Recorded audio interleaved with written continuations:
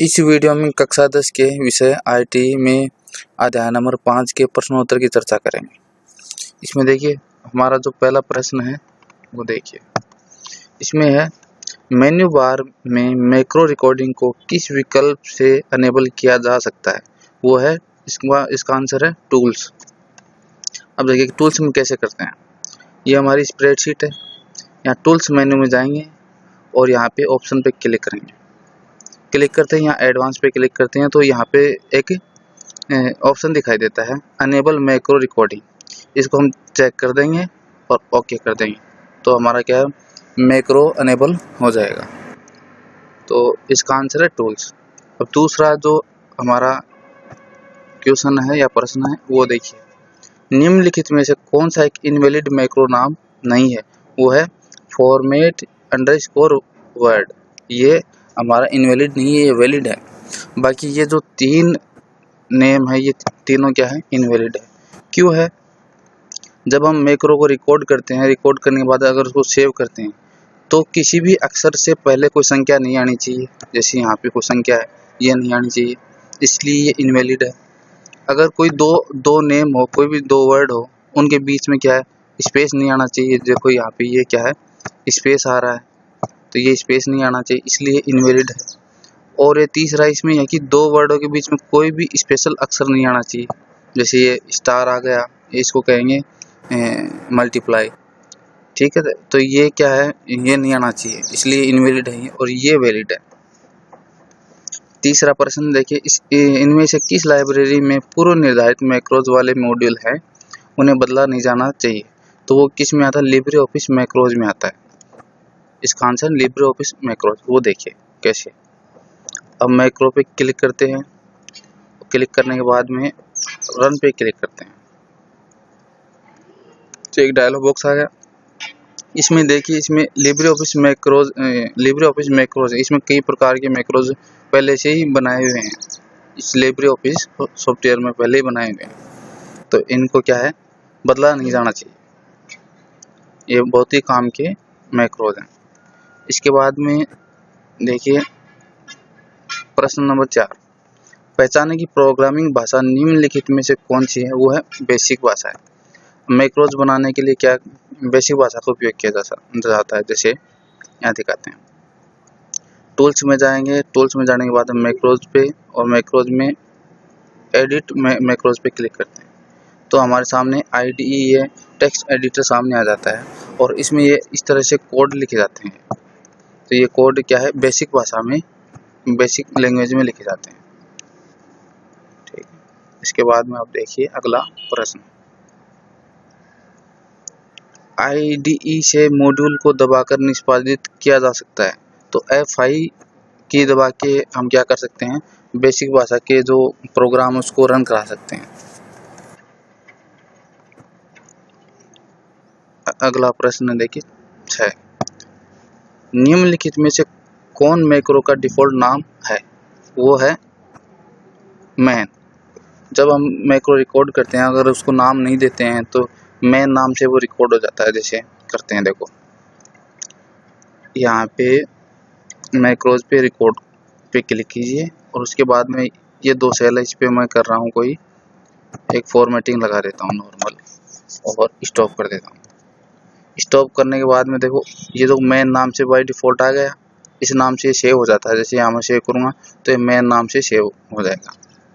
तो by default यहाँ नाम कौन सा मिलता है, मैन मिलता है और ओके करता हूँ। उसके बाद में अगला प्रश्न है प्रश्न नंबर 7, मैक्रो किस लाइब्रेरी डॉक्यूमेंट खोले जाने पर स्वचालित रूप से लोड हो जाता है। कौन हो जाता है, ये हो जाता है मैक्रोज। और इसमें ये दे रखा अगला जो प्रश्न है, IDE की फुल फॉर्म क्या है, इसका पूरा नाम क्या है। इंटीग्रेटेड डेवलपमेंट एनवायरनमेंट, ये इसकी फुल फॉर्म है। ये क्या है, ये टेक्स्ट एडिटर सॉफ्टवेयर है जिसमें बेसिक भाषा के प्रोग्राम लिखे जाते हैं।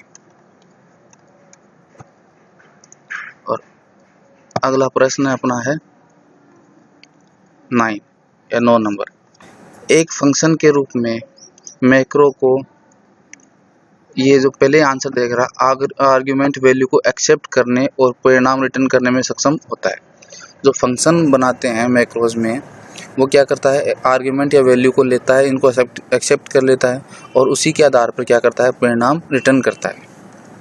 यह फंक्शन की क्या है, विशेषता है या फंक्शन के कार्य हैं। अगला देखिए प्रश्न नंबर 10।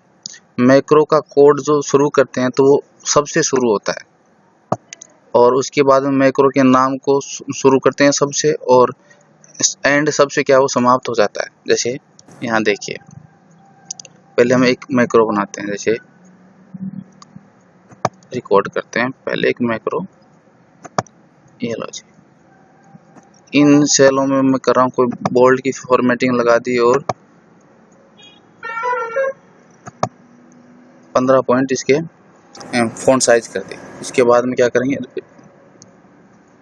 स्टॉप कर देंगे रिकॉर्डिंग। इसको नाम दे देंगे कोई भी XYZ, ये नाम दे दिया। अब फिर से देखिए इसकी, अब देखेंगे क्या देखेंगे, कोडिंग देखेंगे कि ये कहाँ से शुरू होता है और कहाँ एंड होता है। तो हम जाएंगे एडिट मैक्रोज पे और इस मॉड्यूल में हमने क्या किया था, XYZ के नाम से इसको क्या किया था, सेव किया था। तो अब देखना ये कहाँ से शुरू होता है और कहाँ एंड होता है। देखो यहाँ सबसे शुरू होता है SUB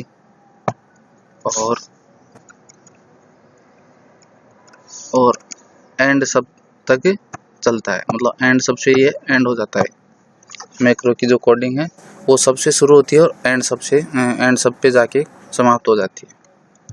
तो अगला जो प्रश्न है, डिफ़ॉल्ट रूप से मैक्रो को स्टैंडर्ड लाइब्रेरी में सेव किया जाता है। जैसे ये जो हमारा मैक्रो है वो कहाँ पे सेव है, देखो ये स्टैंडर्ड लाइब्रेरी है, इसमें हो रहा है। इसमें देखो ये सब फोल्डर मॉड्यूल है, मॉड्यूल में क्या है, ये 2 मैक्रो सेव किए हुए हैं। तो हमारा कौन सा है, ये XYZ है। अगला देखिए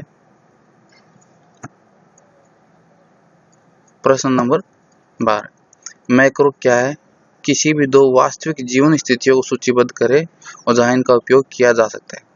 मैक्रो एक एकल निर्देश है जो निर्देशों का एक सेट संपादन करता है। निर्देशों के ये सेट बाद में किसी भी संख्या में उपयोग किए जाने वाले कमांड या की स्ट्रोक का अनुक्रम हो सकते हैं।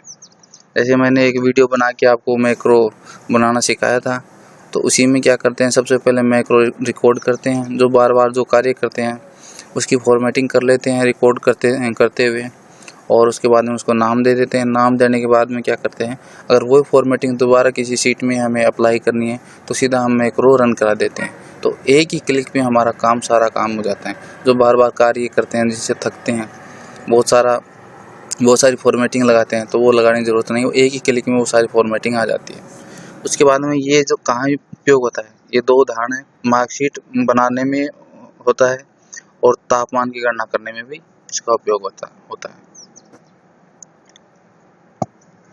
अब देखना अगला जो प्रश्न है, प्रश्न नंबर 13।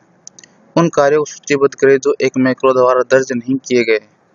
जैसे एक विंडो जब मैक्रो को रिकॉर्ड करते हैं और अगर हम कोई विंडो खोलते हैं तो वो रिकॉर्ड नहीं होती है।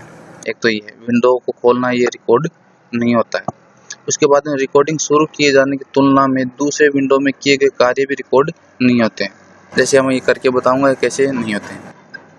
विंडो स्विचिंग, अगर एक विंडो से दूसरी विंडो में ऐसे स्विच करते हैं तो वो भी क्या होती है, उसमें रिकॉर्डिंग नहीं होती है। ऐसे कार्य जो स्प्रेडशीट सामग्री से संबंधित नहीं है वो भी क्या है, इसमें रिकॉर्ड नहीं होते हैं।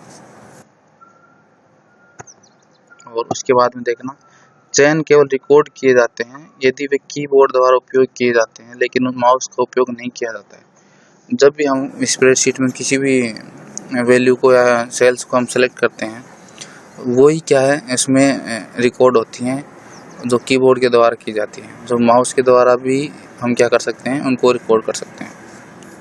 अब देखना कैसे ये होता है। पहले से हम इसको क्लोज कर देते हैं। उसके बाद में ये हमारी स्प्रेडशीट है। अब इसमें कोई मैक्रो रिकॉर्ड करना है।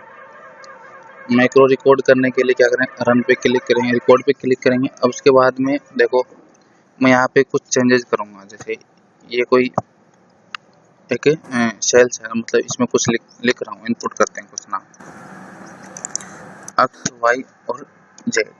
अब इसको क्या करेंगे, इस पर फॉर्मेटिंग अप्लाई कर देते हैं। जैसे इसको मैंने इटैलिक कर दिया, बोल्ड है पहले से इटैलिक कर दिया, और इसको क्या कर दिया, रेड कलर कर दिया।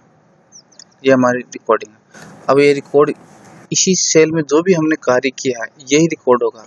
इसके अलावा जैसे मैं ये टूल पे अगर ये कुछ काम करता हूँ, ये खोलता हूँ मेन्यू बार और ऐसे कुछ खोलता हूँ तो ये रिकॉर्ड नहीं होता है। अगर यहाँ मैं वर्ड पे जाता हूँ तो ये स्विचिंग है, ये रिकॉर्ड नहीं होता है। ठीक है, बस यही होता है जो इस सेल में या इस स्प्रेडशीट में जो भी कार्य कर रहे हैं वही क्या इसमें रिकॉर्ड होता है। क्या निकालती है, अब ये किसी भी नाम से क्या है सेव कर सकते हैं। आगे देखिए,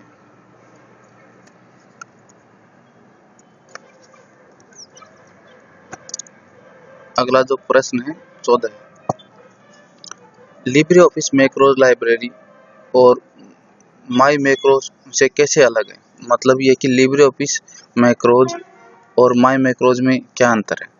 तो इसमें ये अंतर है, देखो Libre office macros library Libre office द्वारा प्रदान की जाती है। जब लिब्रे ऑफिस सॉफ्टवेयर हम इंस्टॉल करते हैं तब क्या है, लिब्रे ऑफिस में पहले से ही बनाए हुए मैक्रोज होते हैं जो लिब्रे ऑफिस पहले ही हमें सेव करके देती है। इसे प्री रिकॉर्डिंग मैक्रोज के साथ मॉड्यूल होते हैं, मतलब प्री रिकॉर्डिंग में पहले ही रिकॉर्ड किए हुए रहते हैं लिब्रे ऑफिस के द्वारा ही। माई मैक्रोज में क्या होता है, माई मैक्रोज में जिन्हें हम लिब्रे ऑफिस में लिखते हैं और जोड़ते हैं। जैसे हम खुद अपने मैक्रोज बनाते हैं और उनको लिखते हैं या मिटा देते हैं, वो मैक्रोज माई मैक्रोज में स्टोर होते हैं। जैसे यहाँ बताऊँ, टूल्स में जाएंगे और मैक्रोज पे क्लिक, रन पे क्लिक करते हैं। रन पे क्लिक करने के बाद देखो माई मैक्रोज में तो हमारे जो बनाए हुए मैक्रोज हैं वो सेव हैं। जैसे मैन बनाया था, XYZ1 बनाया था हमने, और ये जो माई लिब्रे ऑफिस मैक्रोज है इसमें से पहले से ही बनाए हुए ये बहुत सारे मैक्रोज हैं।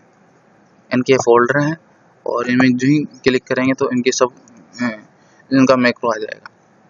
तो ये है, इनमें अंतर इतना होता है। आगे वाला जो प्रश्न देखते हैं 15 नंबर प्रश्न, एक फंक्शन के रूप में कैल्क और मैक्रोज में पूर्व निर्धारित फंक्शन के बीच अंतर बताइए।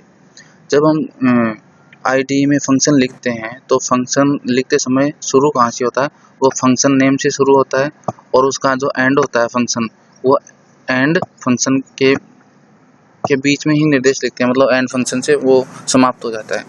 फंक्शन और एंड फंक्शन के बीच में ही हम कोई निर्देश या कोड लिख सकते हैं। और मैक्रोज में क्या होता है, जब हम मैक्रोज बनाते हैं तो सब और एंड सब के बीच में हम निर्देश लिखते हैं, तो ये इसमें बड़ा अंतर होता है। उसके बाद में देखिए अगला जो प्रश्न है वो देखिए 16 नंबर प्रश्न, एक मैक्रो का नामकरण करते समय उन नियमों को सूचीबद्ध करें जिन्हें ध्यान में रखना चाहिए। जब भी हम मैक्रो को रिकॉर्ड करके जब सेव करते हैं या उसको नाम देते हैं तब क्या करते हैं, क्या ध्यान रखना चाहिए। देखो नामकरण करते समय नाम अक्षर से शुरू होना चाहिए। जैसे अल्फाबेट है ना, ABCD, इनसे शुरू होना चाहिए, ना किसी संख्या से।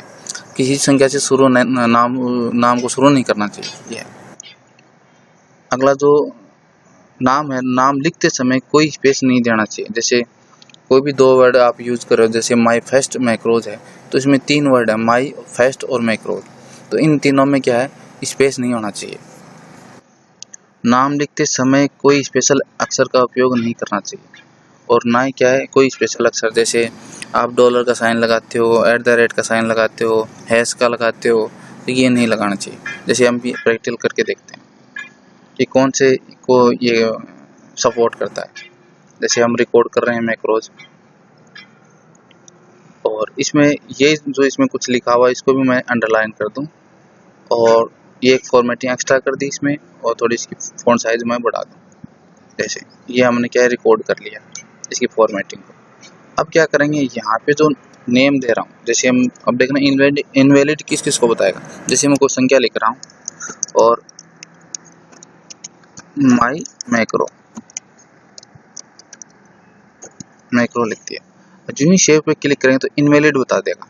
क्यों बताया इसने कि यहाँ पे किसी अक्षर से हमने क्या किया है, शुरुआत की है, किसी संख्या से शुरुआत की है, तो ये इनवैलिड बता दिया।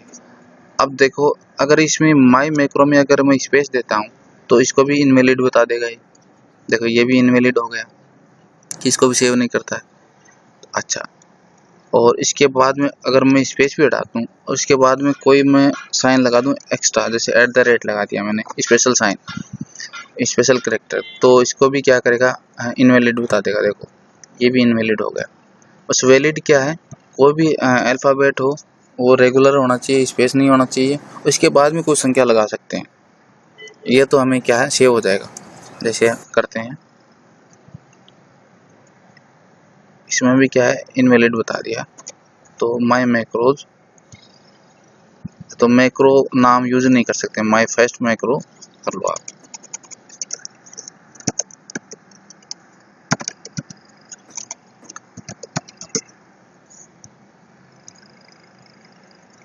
इसका मतलब माई है, ये भी हटेगा।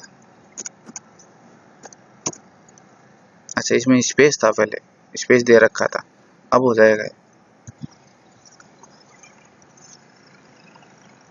आगे समझ में आपके नामकरण कैसे करते हैं। मैक्रोज का कोई फ़ायदा बताइए। तो फ़ायदा बताने के लिए देखो, बार बार किए जाने वाले कार्य को स्वचालित करने के लिए मैक्रो का उपयोग किया जाता है। ये इसका बहुत ही बड़ा फ़ायदा है।